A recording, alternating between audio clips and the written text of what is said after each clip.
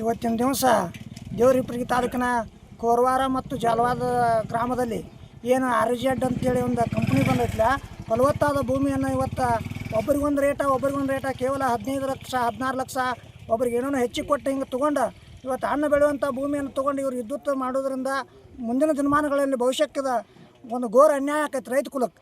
ಯಾಕಪ್ಪ ಅಂದರೆ ಇದನ್ನು ತೀವ್ರವಾಗಿ ನಾವು ಕರ್ನಾಟಕ ರಾಜ್ಯ ರೈತ ಸಂಘ ಮತ್ತು ಉತ್ತರ ಕರ್ನಾಟಕ ರಾಜ್ಯ ರೈತ ಸಂಘ ಇದನ್ನು ವಿರೋಧ ಮಾಡಿ ನಾವು ರಾಜ್ಯಾದ್ಯಂತ ಇನ್ನು ಮುಂದಿನ ದಿನಮಾನಗಳನ್ನು ಸರಿಪಡಿಸ್ತೇವೆ. ಆದ್ರೆ ಇವತ್ತು ಜಿಲ್ಲಾಡಳಿತಕ್ಕೂ ನಾವು ಒಂದು ಎಚ್ಚರಿಕೆಯನ್ನು ಕೊಡಾಕತ್ತೀವಿ.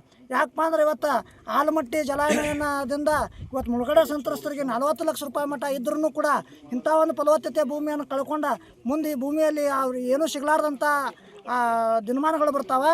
ಇದನ್ನು ಸರ್ಕಾರ ಬೇಗನೆ ಅದರ ಒಂದು ಬಗೆಹರಿಸಿ ಇಂಥ ಕಂಪ್ನಿಗಳನ್ನ ಬ್ಯಾನ್ ಮಾಡಬೇಕು. ಇಲ್ಲಪ್ಪ ಅಂದ್ರೆ ಕೋಟಿಗಟ್ಟಲೆ ಬೆಂಗಳೂರು ಸೈಡ್ ಇವತ್ತು ಒಂದು ಉದ್ಯಮಿಗಳಿಗೆ ಕೋಟಿ 2 ಕೋಟಿ 3 ಕೋಟಿ ಗಟ್ಟಲೆ ಒಂದು ಎಕರೆಗೆ ಇವತ್ತು ಭೂಮಿ ಕಿಮ್ಮತ್ತಾಗೈತಿ. ಅಂಥದ್ರಾಗಿ ಇವ್ರು ಕೇವಲ ನಮ್ಮನ್ನು 10 15 ಲಕ್ಷ 30 ಲಕ್ಷ ಕೊಟ್ಟು ತೊಗೊಳ್ತಾರಂತ ಅನ್ನೋ ಸುದ್ದಿ ಕೇಳಾಕತ್ತೀವಿ ನಾವು. ಇದನ್ನು ತೀವ್ರವಾಗಿ ಇವತ್ತು ಕರ್ನಾಟಕದಾದ್ಯಂತ ಎಲ್ಲ ರೈತ ಸಂಘಗಳ ಒಕ್ಕೂಟಗಳು ಕೂಡಿ ಇದನ್ನು ತೀವ್ರವಾಗಿ ಖಂಡಿಸಿ ಉಗ್ರವಾದ ಹೋರಾಟ ಆಗೋಕ್ಕಿಂತ ಮುಂಚೆನ ಸರ್ಕಾರ ಇದನ್ನು ಬಗೆಹರಿಸ್ಬೇಕಂತೇಳಿ ನಾವು ಬಬಲೇಶ್ವರ ಘಟಕದ ರಾಜ್ಯ ರೈತ ಸಂಘದಿಂದ ಇದನ್ನು ತೀವ್ರವಾಗಿ ಖಂಡಿಸಿ ಒಂದು ಎಚ್ಚರಿಕೆಯನ್ನು ಕೊಡಾಕತ್ತೀವಿ ಸರ್ಕಾರಕ್ಕೆ. ಈ ಮುಂದಿನ ದಿನಮಾನಗಳಲ್ಲಿ ಹಿಂಗಾಗಬಾರ್ದು, ಕಂಪ್ನಿಗಳಿಂದ ಸೂಕ್ತ ಒಂದು ಬೆಲೆಯನ್ನು ರೈತ ಕುಲಕ್ಕೆ ಒದಗಿಸಿಕೊಡ್ಬೇಕಂತೇಳಿ ಸರ್ಕಾರಕ್ಕೆ ಒಂದು ಎಚ್ಚರಿಕೆ ಕೊಟ್ಟು ನನ್ನ ಮಾತನ್ನು ಮುಗಿಸ್ತಾ ಇದ್ದೀನಿ. ಇವತ್ತೇನು ಈ ಜಾಲವಾದಿ ಒಳಗೆ ಫಲವತ್ತವಾದ ಭೂಮಿಯನ್ನು ಇವತ್ತು ಸರ್ಕಾರ ಕೂತು ಆ ಕಂಪನಿಯವರಿಗೇನು ಅವಕಾಶ ಕೊಟ್ಟರೆ ತೊಗೊಳ್ಳೋಕ್ಕೆ ಇದು ಘೋರ ಅಪರಾಧ. ಯಾಕಂದ್ರೆ ನಮ್ಮ ದೇಶದಲ್ಲಿ ಜನ್ರೇಷನ್ ಹೆಚ್ಚಾಗ್ತಾ ಹೋಗ್ತಾ ಇದೆ.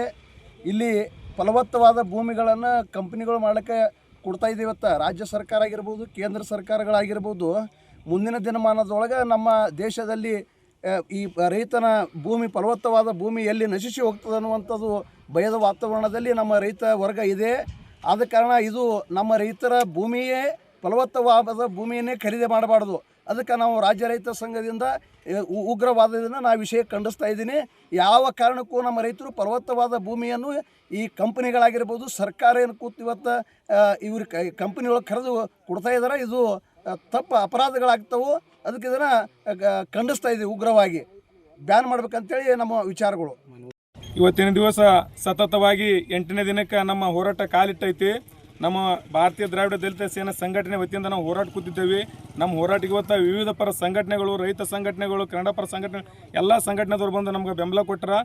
ಮತ್ತು RZ ಕಂಪ್ನಿಗೆ ಏನು ಹೇಳ್ತೀವಪ್ಪ ಅಂದ್ರೆ ಈಗ ಸಣ್ಣ ಪ್ರಮಾಣದಲ್ಲಿ ಐತಿ, 1 ಎಕರೆಗೆ 40 ಲಕ್ಷ ಅಂತ ಕೊಟ್ಟು ನೀವು ಜಲ್ದಿ ಭೂಮಿಯನ್ನು ಖರೀದಿ ಮಾಡ್ಕೊಂಡ್ರೆ ಒಳ್ಳೆಯದು.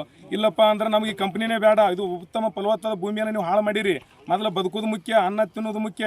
ಇವು ಸುಮಾರು ಭೂಮಿಯಾಗಿ ಬೇರೆ ಕಳಪೆ ಭೂಮಿಯಲ್ಲಿ ಮಾಡಿದ್ರೆ ಒಂದು ಯೋಗ್ಯ ಇತ್ತು.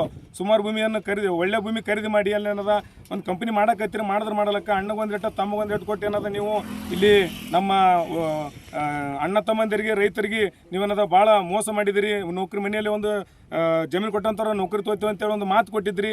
ಇವೆಲ್ಲ ನೀವು ಮಾತು ಫೇಲ್ ಆಗಿರಿ. ಹಿಂಗಾಗಿ ನಿಮ್ಮ ಮ್ಯಾಗ ವಿಶ್ವಾಸ ಇಲ್ಲ. ಇದಕ್ಕೆ ಸಂಬಂಧಪಟ್ಟಂಥ ಅಧಿಕಾರಿಗಳಾಗಲಿ, ಸಂಬಂಧಪಟ್ಟ ಶಾಸಕರು ಮತ್ತು MP ಇದ್ದವ್ರು ಎಲ್ಲರಿಗೆ ಬಂದು ನಮ್ಮ ಕೂತಂಥ ರೈತ ಪರ ನಮ್ಮ ಅಣ್ಣ ತಮ್ಮಂದಿರ ರೈತರಿಗೆ ಒಂದು ನ್ಯಾಯ ಒದಗಿಸ್ಕೊಡ್ಬೇಕು. ಒಂದು ವೇಳೆ ನೀವು ಜಲ್ದಿ ಒದಗಿಸ್ಕೊಡ್ಲಿಪ್ಪ ಅಂದ್ರೆ ನಾಳೆ ಅಂತ ಉಪ ಸತ್ಯಾಗ್ರಹ ಮಾಡ್ತೇವೆ. ಇಲ್ಲಿ ಏನೇ ಜೀವಕ್ಕೆ ಹಾನಿ ಪನಿ ಆದರೆ ಇದಕ್ಕೆಲ್ಲ ಕಂಪನಿಯವರೇ ಆ ಥರ ಅಂತೇಳಿ ನಾನು 2 ಮಾತುಗಳನ್ನು ಮುಗಿಸ್ತೀನಿ.